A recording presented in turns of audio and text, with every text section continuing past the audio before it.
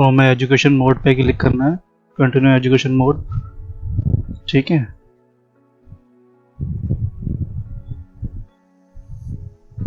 तो यहाँ पे हमें क्रिएट कंपनी पे जाना है, कंपनी क्रिएट करने के लिए। तो अभी यहाँ पे ये ऐसा पेज खोलेगा। तो पहले पूछ रहा है कंपनी नेम, तो यहाँ पे हमें कंपनी नेम देना है जो हमारी कंपनी का नाम है। तो अभी मैं ले लेता हूँ sunrise private limited.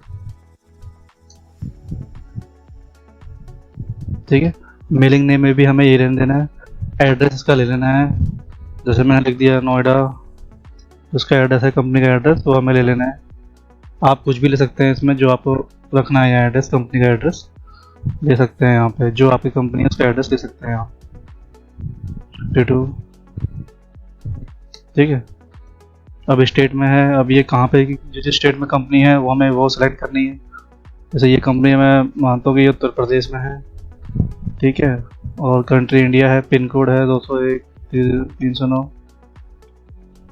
Telephone number है।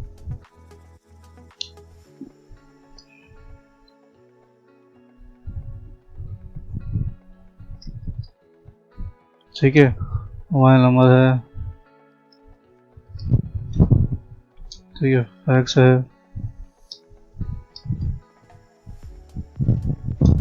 ईमेल देता हूँ।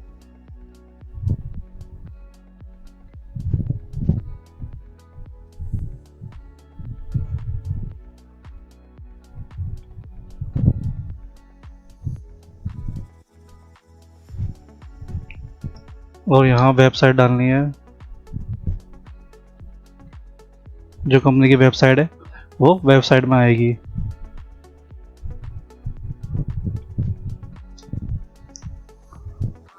ठीक है, ये सब कर लेने के बाद फाइनेंशियल ईयर बिगनिंग पूछ रहा है। अभी इसके में हमें वो डालनी है कि जिस ईयर में आपकी कंपनी शुरू हुई थी, तो कौन सी, अब जब आपने बुक्स का स्टार्टिंग करना शुरू करा है, तो हमें यहाँ पे वो डेट लेनी है। जो अकाउंटिंग फाइनेंशियल ईयर होता है वो 1 अप्रैल से शुरू होता है और 31 मार्च पे ख़त्म होता है। तो आपकी कंपनी, जिस कंपनी में आपको स्टार्ट करना है, तो उस कंपनी का फाइनेंशियल ईयर ले लेना, वो 1 अप्रैल से स्टार्ट होगा। मैं यहाँ ले लेता हूँ 1 अप्रैल 2022 ले लेता हूँ, मान लीजिए। और ये बुक्स बिगिनिंग फ्रॉम, ये पूछ रहा है बुक्स कब से आपसे स्टार्ट करी है, तो ये डेट कुछ भी हो सकती है। तो अभी के लिए मैं इसमें 1 अप्रैल 2022 ही ले लेता हूँ इसमें भी। ठीक है, और ये सब एक्सेप्ट कर देना है।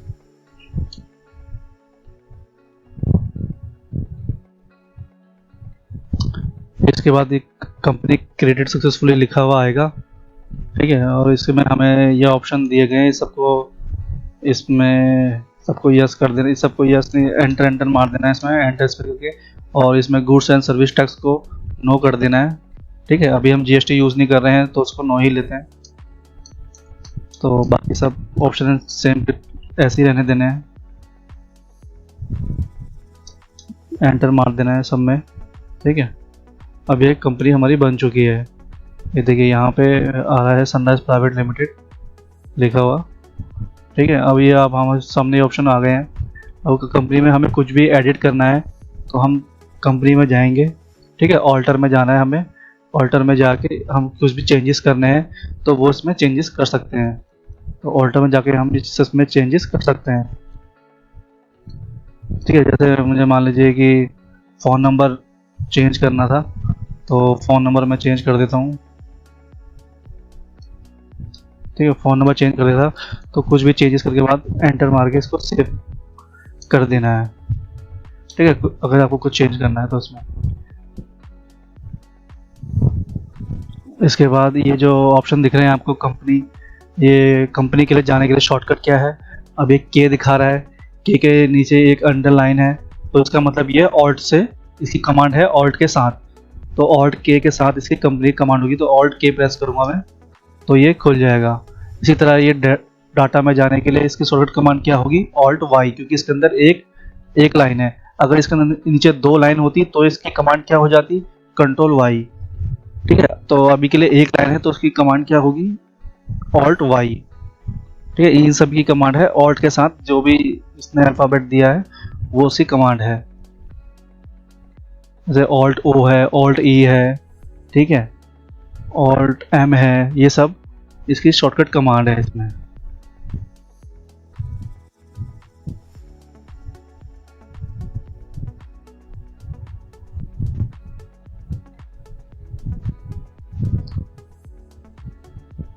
इस तरह आपको सारी कमांड कॉपी में नोट करनी है। जैसे ऑल्ट के से कंपनी है, ऑल्ट वाई से डाटा में जाने के लिए कमांड है, ऑल्ट जेड से एक्सचेंज में जाने के लिए है, ऑल्ट ओ से इंपोर्ट में, ऑल्ट ई से एक्सपोर्ट में, ऑल्ट एफ से ईमेल में, और ऑल्ट पी से प्रिंट में जाने के लिए यूज़ करते हैं, ठीक है। और F3 से कंपनी है, और F2 से डेट चेंज करने के लिए। तो ये आपको कॉपी में नोट डाउन करनी है। इसके अलावा जो शॉर्टकट कमांड आपको नोट करनी है वो होगी वाउचर में जाके आपको ये नोट करनी है। F2 है, F2 ये तो आपने नोट कर ली थी, F2 और F3। जो नोट करना है आपको है F4। F4 है कॉन्ट्रा वाउचर में जाने के लिए, ये F4 दबाया मैंने, ठीक है, कॉन्ट्रा वाउचर यहाँ आ गया है।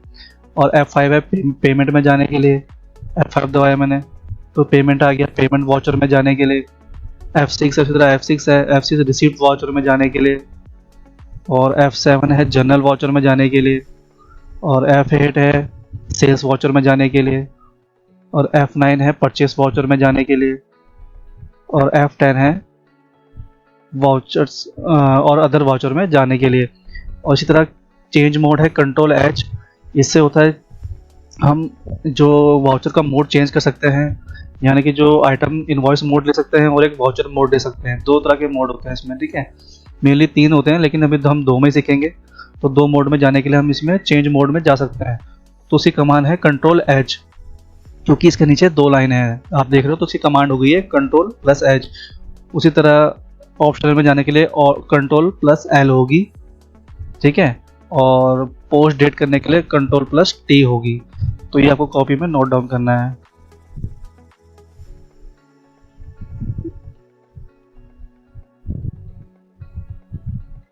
इसके अलावा जो 2 अदर कमांड है वो है alt plus control plus enter है। कंट्रोल प्लस एंटर है जो कि है वाउचर को एडिट करने के लिए, लेजर को एडिट करने के लिए, ठीक है। और उसी तरह से है और ऑल्ट एस है, वो है आपकी ऑल्ट एस हो जाएगी आपकी स्टॉक समरी के लिए। और ऑल्ट डी है वो है वाउचर को डिलीट करने के लिए, ऑल्ट डी का यूज़ करेंगे।